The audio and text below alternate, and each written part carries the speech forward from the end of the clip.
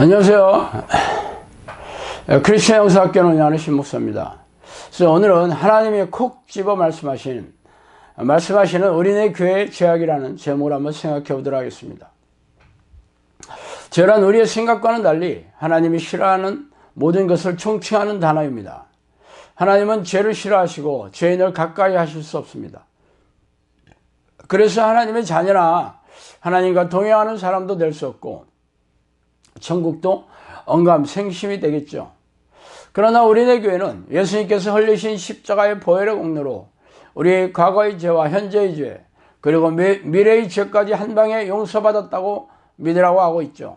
그래서 구원받은 것을 의심하지 말라고 다그치고 있습니다. 그러나 예수님은 예수님이 말씀하시는 하나님의 나라는 우리 안에 있다고 말씀하시면서 예수 그리스도의 영이자 성령이 우리 안에 계시고 우리가 성령 안에 있으면 무엇이든지 구하면 이루어질 것이라고 약속하셨습니다. 그래서 여러분은 성령의 사람이 되었으며 이적과 기적을 불러일으키는 기도를 하고 계십니까? 이같이 똑똑해 보이는 사람들조차 속이 혼하게 들여다보이는 가짜 구원과 거짓 위로를 받아들이고 있다는 게 참으로 기이한 일입니다. 어쨌든 당신의 죄가 용서함을 받았다고 믿는 것과 죄에서 해방되어 평안하고 형통하게 사는 것은 사뭇 다른 일입니다. 아직도 당신의 영혼이 건조하고 냉랭하며 무능하고 무기력한 믿음으로 고단하고 팍팍하게 살고 있다는 것은 여전히 죄가 당신의 영혼과 삶을 옥죄고 있기 때문입니다. 그렇다면 그 죄에 대해서 찬찬히 살펴보도록 하겠습니다. 내 백성이 두 가지 악을 행하였나니 곧 그들이 생수의 근원되는 나를 버린 것과 스스로 웅덩이를 판 것인데 그것은 그물을 가두지 못할 터진 웅덩이들이니라. 에레미야 2장 13절 말씀이죠. 자, 하나님은 이스라엘 백성들의 죄악이 바로 생수의 근원이 되시는 하나님을 버린 것과 스스로 웅덩이를 판 것이라고 말하고 있습니다. 그렇다면 당시의 이스라엘 백성들은 하나님을 버리고 다른 신을 섬기고 있었습니까? 아닙니다. 그들은 예루살렘 성전에서 제사를 하고 여호와 하나님을 열심히 믿고 있었습니다. 그러나 그들의 믿음은 변질되고 타락되었으며 잡다한 다른 신을 섬기는 일을 병행하거나 하나님이 싫어하는 죄악을 저지르면서 희생적인 신앙행위를 같이 하고 있었습니다. 그래서 하나님은 예레미야 선지자를 보내어 회개하고 돌이키지 않는다면 패망하고 포로로 끌려갈 것을 예언하시고 그 끔찍한 예언을 실행해 옮기셨습니다. 그러나 우리는 이들의 참혹한 역사를 이야기책 읽듯이 심드렁하게 대하고 있죠. 마치 자신과는 아무런 상관없는 일인 것처럼 말이죠. 자, 우리네 교회도 이스라엘 백성이 행한 죄악을 밥 먹듯이 짓고 있으면서 전혀 깨닫지 못하고 종교의식과 희생적인 신앙행위를 반복하고 있어요. 그래서 영혼이 공허하며 삶이 고단하고 각종 불행한 사건, 사고로 고통스러워하고 있는 것이죠. 그렇다면 우리네 교인들이 짓는 끔찍한 죄악은 무엇입니까? 먼저 하나님을 목숨을 다해 사랑하지 않는 죄입니다. 예수께서 이르시되 내 마음을 다하고 목숨을 다하고 뜻을 다하여 주 너희 하나님을 사랑하라 하셨으니 이것이 크고 첫째 되는 계명이요. 마태복음 22장 37절 38절 말씀입니다. 수능을 준비하는 고3 학생들이 가장 많은 시간과 노력을 경주해야 될 과목은 국영수죠. 왜냐하면 과목당 배점이 가장 많기 때문입니다. 그래서 배점이 적은 과목은 적은 노력을 경주하고 있으며 아예 시험 과목에도 없는 음악이나 미술, 체육 등을 공부하는 학생은 없습니다. 그렇다면 하나님이 가장 중요하게 생각하는 계명은 무엇일까요? 바로 목숨을 다해 또 마음을 다해 하나님을 사랑하는 것입니다. 당신이 사랑하는 애인이 생겼다면 마음에 들기 위해 애인이 좋아하는 말과 행동을 하려고 애쓰고 노력할 것입니다. 그러나 애인이 무엇을 좋아하는지 관심이 없고 자신이 하고 싶은 말과 행동만을 한다면 이는 애인을 사랑하는 것이 아니죠. 그리고 애인을 정말로 사랑한다면 수시로 만나는 것은 물론 틈만 나면 전화나 문자로 서로의 마음을 나누어야 할 것입니다. 하나님을 만나는 통로는 기도와 말씀이죠.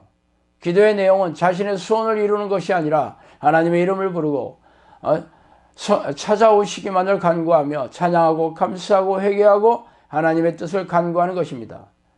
성경 말씀도 머릿속에 지식으로 저장하는 것이 아니라 가슴으로 내려와서 삶의 현장에서 실천하고 있어야 합니다. 그러나 우리의 교인들은 교회에 와서조차 하나님을 만날 생각도 없으며 기도하기를 싫어하고 성경을 읽는 것을 꺼려하고 있죠.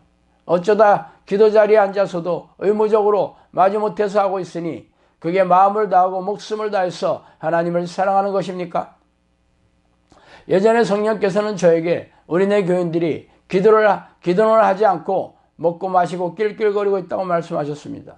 즉 하나님을 만날 생각도 없이 교회에 와서조차 육신의 즐거움을 나누는 교제의 시간으로 삼고 있다고 개탄하신 것입니다. 자, 두 번째로 하나님을 왕으로 섬기지 않는 죄죠. 이 사람아 내가 누구에게 감히 하나님께 반문하느냐. 지음을 받은 물건이 지은 자에게 어찌 나를 이같이 만들었냐 말하겠느냐. 토기장이가 진흙 한 덩이로 하나는 귀히 쓸 그릇을 하나는 천이 쓸 그릇을 만들 권한이 없느냐. 만일 하나님의 그의 진노를 보이시고 그의 능력을 알게 하고자 하사 멸하기로 준비된 진노의 그릇을 오래 참으심으로 관용하시고 또한 영광 받기로 예비하신 바 긍휼의 그릇에 대하여 그 영광의 풍성함을 알게 하고자 하셨을지라도 무슨 말을 하리요. 로마서 9장 20절에서 23절 말씀입니다. 이와 같이 너희도 명령받은 것을 다 행한 후에 이르기를 우리는 무익한 종이라 우리가 해야 할 일을 한 것뿐이라 할지니라. 누가복음 17장 10절 말씀이에요.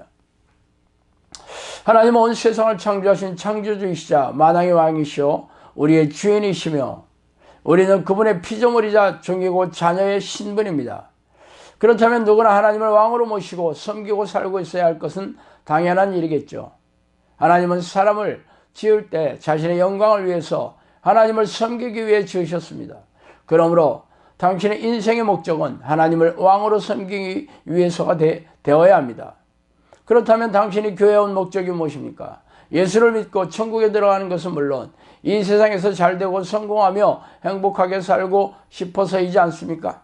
그렇다면 당신은 하나님을 왕으로 섬기는 것이 아니라 하나님의 손에 들린 선물이 탐이 나서 교회에 오신 것입니다.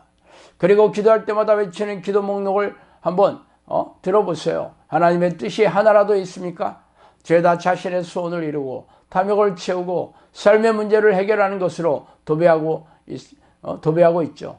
그렇다면 당신은 하나님이 아니라 자기 자신을 왕으로 섬기고 있는 증거일 뿐이죠. 그래서 세상에 나가면 육체의 소욕을 이루기 위해 돈을 벌어서 쌓아두는 일에 혈안이고 그 돈으로 육체의 쾌락을 즐기는 일에 남은 시간을 소비하고 있죠. 이렇게 하나님을 자신의 왕으로 섬기지 않고 자신과 돈을 섬기는 이들을 가리켜서 우상 숭배를 하는 죄인이라고 하나님께서 일괄하고 계시죠. 그러나 우리네 교회에서는 어찌된 일인지 비성경적인 번영신학과 기복신학이 판치고 있으니 기이한 일입니다.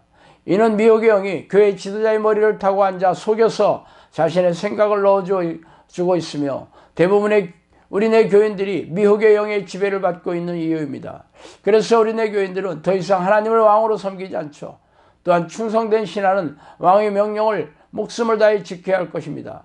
그러나 우리네 교인들은 교회의 관행적인 종교의식이나 희생적인 신앙 행위를 반복하고는 있지만 성경에서 명령하신 하나님의 뜻을 알려고도 하지 않고 지키려는 생각조차 없습니다.